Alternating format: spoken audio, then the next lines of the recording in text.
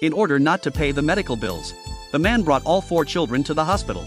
He was crying at the window, said he didn't have the money to pay the bill, and he tried to piss off the nurses. Why don't you deduct the rest of the money from the bill? Okay. What are you talking about? The nurse yelled. The children burst into tears as expected. That's exactly what Xiao Zhuowan wanted to see. The louder the children cried, the greater his chances of reneging on his debt.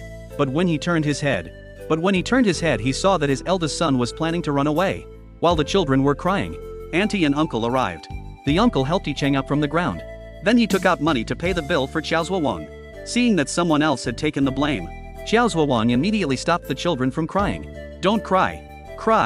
I don't owe anyone any money. I'm a joke to them. After auntie paid the money, the family went home with the newborn.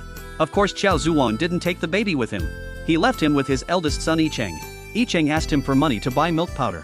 But Xiao Zhuowan told him he didn't need to spend that money. He told Yicheng to add more water when he cooked every day. and to feed his little brother with rice soup.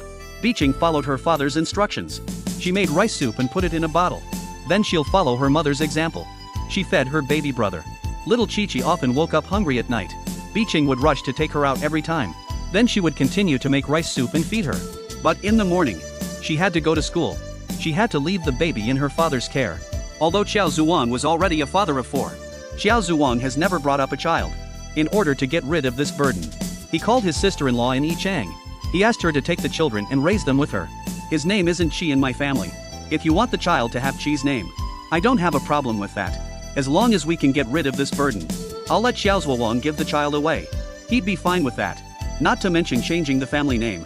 The bookseller was reluctant to take over. He had to hemorrhage money.